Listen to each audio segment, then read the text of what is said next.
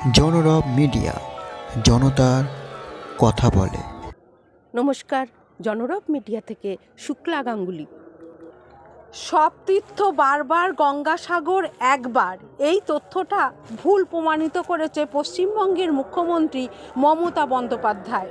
এখন প্রত্যেক বছর সাগর মেলায় তীর্থযাত্রীরা আসছেন। চলুন আমরা প্রেস কনফারেন্সে কী বক্তব্য রাখলেন সেই কথায় চোখ রাখি।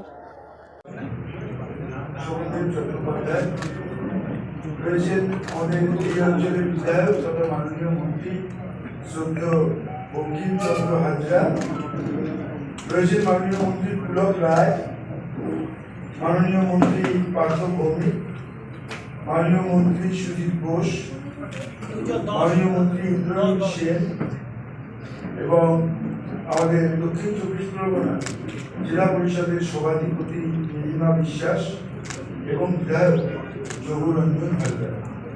এছাড়াও রয়েছে সেক্রেটারি জনস্বাস্থ্য কারিগরি বিভাগ মাননীয় শান্তনু বসু, সেক্রেটারি বিদ্যুৎ দপ্তর ও তথ্য সংস্কৃতি দপ্তর, মাননীয় জেলা শাসক শ্রী সুমিত গুপ্তা এবং মাননীয় সুন্দরবন জেলা আরাধ্যক্ষ শ্রী কোটেশ্বর রাও। অত্যন্ত পবিত্র জায়গা, সারা বছর ধরে এখানে জনসমাগম হয়, কিন্তু যেহেতু আমাদের মেলা অফিসিয়াল 8 তারিখ থেকে ঘোষণা হয়েছে, 8 থেকে 17, 8 তারিখ থেকে ধরে আজকে 7ম দিন। এই 7ম দিনে আমরা আপনাদের জানাতে চাই যে বিপুল সংখ্যক তীর্থযাত্রী সাগরদ্বীপে পুণ্য স্নানের জন্য দেশের বিভিন্ন প্রান্ত থেকে আসছেন।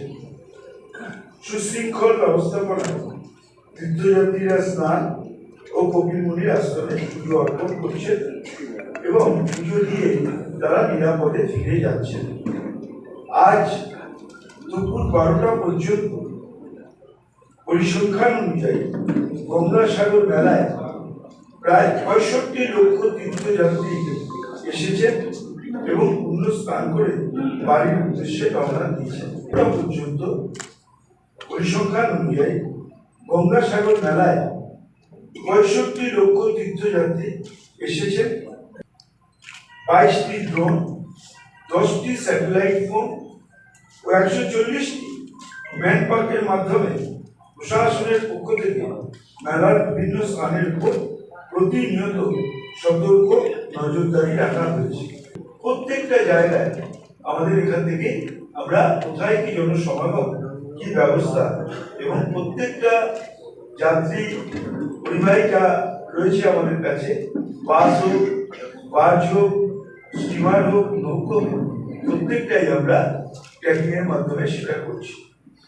ফলে একটা সুষ্ঠু ব্যবস্থা, আমার মনে হয় সারা ভারতবর্ষে এরকম সুষ্ঠু ব্যবস্থায় কোনো মেলা কোথাও হয় বলে আমাদের জানা নেই। যাত্রা পথে 17টি বাফার জোনের ব্যবস্থা করা হয়েছে, সেখানে দাঁড় করিয়ে রাখা হচ্ছে এবং তীর্থযাত্রীদের বিশ্রামের জন্য প্রতিটি বাফার জোনে সুবন্দোবস্ত রাখা হয়েছে, যাতে একসঙ্গে সবাই চলে না আসে। প্রশাসনের পক্ষ থেকে মনিটরিং করে আমরা প্রত্যেক জায়গায় বাফার জোন তৈরি করে সেখানে বাস হোক, অন্যান্য জায়গায় হোক আমরা রাখছি। পকেট মানির ঘটনা 41, যার মধ্যে 38টি ক্ষেত্রে খোয়া যাওয়া বস্তু উদ্ধার করা সম্ভব হয়েছে।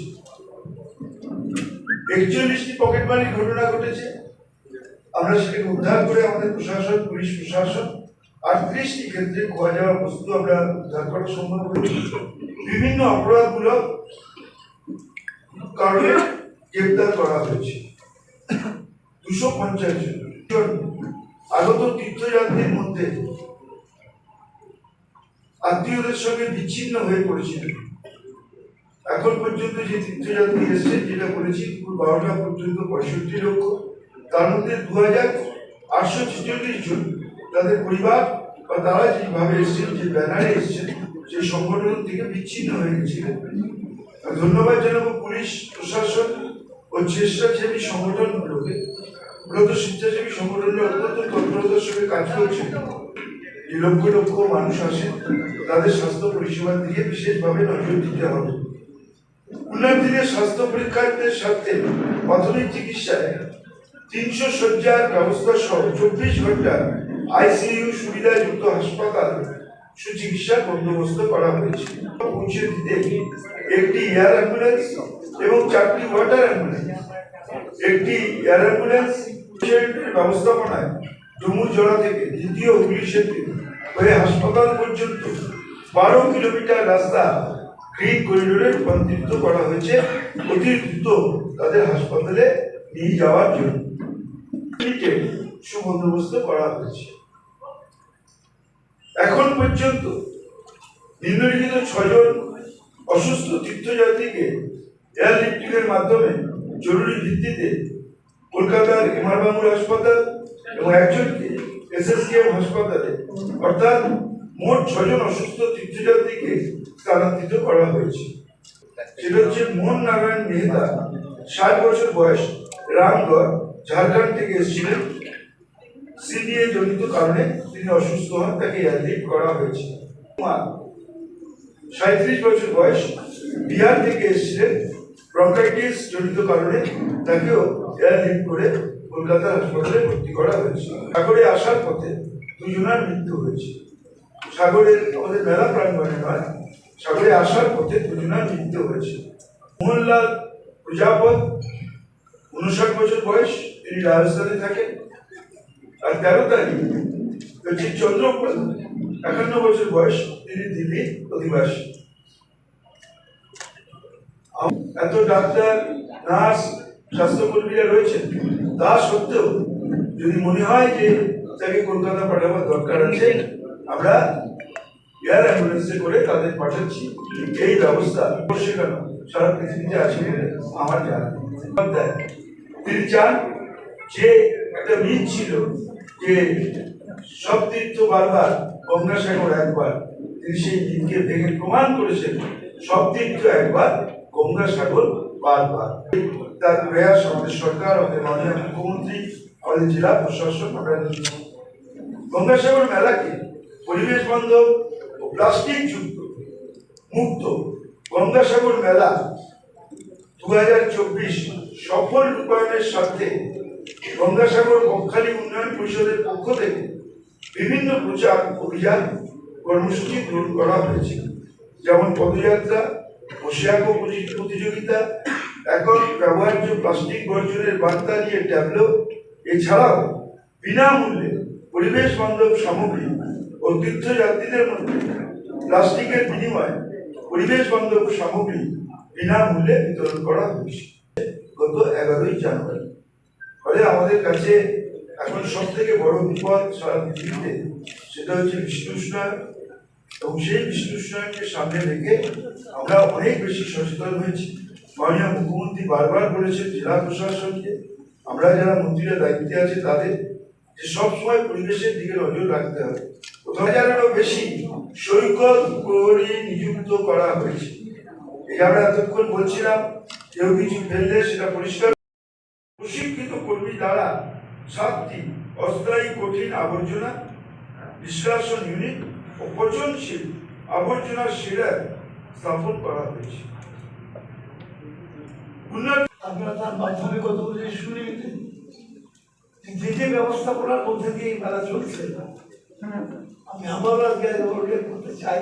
কালকে বলেছিলাম যে আমি 3 বার কুম্ভ মেলা গিয়েছি, কিন্তু কোনোদিন কোনো জায়গায় এই ধরনের ব্যবস্থাপনা কোথাও কোনোদিন আমি দেখি। কিউআর কোডের মাধ্যমে মেলা সংক্রান্ত যে কোনো তথ্য এখন তীর্থযাত্রীদের হাতে। এখন তো গ্রামের যে কোনো মানুষও মোবাইল ব্যবহার করতে পারে, ব্যবহার করতে পারে। পানীয় জল কোথায় পাওয়া যাবে, শৌচালয় কোথায় আছে, এটিএম পরিষেবা কোথায় পাওয়া যাবে, স্বাস্থ্যকেন্দ্র কোথায়, এবং অন্যান্য যানবাহনের সময় সারণী কোন রাস্তায় কখন এবং পথ নির্দেশিকা পাওয়া যাবে এই ব্যবস্থার মাধ্যমে। বুঝতেই পারছি না দাদা, মাননীয় মুখ্যমন্ত্রী, আমরা আগে বলেছিলাম যে জাতীয় মেলা হিসেবে দেখার দিল্লি, কিন্তু আমি মনে করি, আমি গতকাল কয়েকজন সাংবাদিকই অযোধ্যা থেকে এসছে, তারা 22 তারিখ উপস্থিত থাকতে পারবে না। তারা এসে বললো আমরা অনেক বড় জিনিস মিস করতাম যদি আমরা এই গঙ্গাসাগরে না আসতাম। পুশ SMS অ্যালার্ট ব্যবস্থা চালু হয়েছে, এখনো পর্যন্ত প্রায় 20 লক্ষ মানুষের কাছে পুশ SMS অ্যালার্ট পৌঁছে দেওয়া হয়েছে। অনুষ্ঠানে বিভিন্ন ধর্মীয় সংগঠন, দেশ বিদেশের ভক্ত সদস্যদের উল্লেখযোগ্য উপস্থিত করা গেছে। সবার সম্মিলিত অংশগ্রহণের সদস্যদের আধ্যাত্মিক এবং শান্তির বার্তা প্রচার পরিণত হয়েছে। এটাও একটা নতুন তথ্য। যা যা শুনছেন এটা কোথাও নেই, কোনো মেলায় হয় না। দক্ষিণ ভারতের মেলায় গেছি, বিভিন্ন মেলা অংশগ্রহণ করতে গিয়েছি, কিন্তু কোথাও এই ধরনের ব্যবস্থাপনা নেই। আমাকে আজকেই আমি গিয়েছিলাম কুমিরমুড়ির মধ্যে, ওখানকার যিনি এখন বর্তমান উত্তরসূরি একজন মহারাজের উত্তরসূরি, তিনি বলছিলেন ভারতবর্ষের কথা আমরা সময় প্রেস করবো এবং আগামী পরশু দিন 16 তারিখ আমরা দুপুর 12টায় প্রেস করবো। এবং আমি তারপরেই অনুরোধ করবো, এখানে জেলা শাসক আছেন প্রশাসনের তরফ থেকে, যে আপনারা তারপর লাঞ্চ করে তারপরে আপনাদের যাওয়ার ব্যবস্থা করার জন্য, যাতে আপনাদের সবাইকে সুন্দরভাবে পৌঁছে দেওয়া যায়। আমাদের প্রেস হবে আগামীকাল 4টে এবং পরের দিন সন্ধ্যা 12টার সময়। তারপরেই আপনাদের লাঞ্চের ব্যবস্থা থাকছে। লাঞ্চ করেই আপনারা এখান থেকে আপনাদের ব্যবস্থা হবে, গাড়ি করে আপনাদের পৌঁছে দেওয়া হবে। কাল রাত 12টা 13 মিনিট পর্যন্ত এটা রয়েছে। কিন্তু মানুষ আমরা দেখছি, লক্ষ মানুষ বললাম আছে, 65 লক্ষ মানুষ প্রশাসনের তরফ থেকে আজ সকাল 12টা পর্যন্ত যে রিপোর্ট আমাদের কাছে এসছে, আমরা পুরোটাই জিপিআরএস সিস্টেমের মধ্যে দিয়ে দিচ্ছি। আমরা যেটা দেখছি যে মানুষ আসছে, স্নান করেছে, চলে যাচ্ছে। এরপরে আপনারা কিভাবে কাজ করবেন, কিভাবে এগোবেন, 2 নম্বর এবং 3 নম্বর যে এটা একটা বড় অংশ আজ এখন অনেকটা বাকি আছে। আর তো টাকার প্রজেক্ট আমরা আমাদের বাংলার মাননীয় মুখ্যমন্ত্রী তাদের পুণ্যার্থীদের কোনো অসুবিধা হচ্ছে না। আমরা আমাদের সীমিত সামর্থ্যের মধ্যে এইটুকু আপনাদের বলতে পারি যে কোনো অবস্থানে কোনো সময় পুণ্যার্থীদের অসুবিধা হবে এরকম কোনো পরিবেশ এখানে তৈরি হবে। এক, দ্বিতীয়, গত বছর থেকে আমরা একটা চেষ্টা করছি, যেটা আপনারা দেখেছেন, কিন্তু এখনো এটা পরীক্ষিত নয়। আগামী 10 বছর আগে আমরা বলতে পারবো। গত বছর প্রেক্ষাপট ব্যবহার করে আমরা দেখেছি যে গঙ্গাসাগরের প্রথম চর হচ্ছে, দেখবেন বালির চর, এটা আগে কোনোদিন গঙ্গাসাগরে ছিল না। আমরা যদি এই বর্ষাকালটা পরে দেখি বালির চরটা আছে, তাহলে আমরা বলতে পারি যে সাগরের জন্য একটা ভালো দিন আসছে। এর বাদ দিয়েও আমরা আমাদের ডিপার্টমেন্টের তরফ থেকে বাংলার মাননীয় মুখ্যমন্ত্রী মমতা ব্যানার্জির নির্দেশ এই সাগরকে যাতে প্রকৃতির হাত থেকে বাঁচানো যায়, বুঝুন প্রকৃতির সাথে লড়াই করা সোজা ব্যাপার নেই। চর উঠে, এই যে হঠাৎ করে 6 ডিসেম্বর একটা চর উঠে গেল, কেউ এর আগে জানতো, আপনি কি করে লড়লেন? একদিকে চর গজায়, একদিকে পার ভাঙে, আরেকদিকে পার ভাঙে। কিন্তু সেই প্রকৃতির কথা বলে মানুষের পাশে দাঁড়াবো না, এটা এই থিওরি মন্ত্রণালয়ের ঠিক নয়। এবছর যেহেতু নতুন করে একটা চর বুঝিয়ে গেছে, আপনারা জানেন। চলুন এবার সাগরে আমরা পুণ্য স্নান করে আসি। জয় সাগর মাই কি জয়। আপনারা দেখছেন জনরব মিডিয়া। আবার আসছি পরের খবর নিয়ে।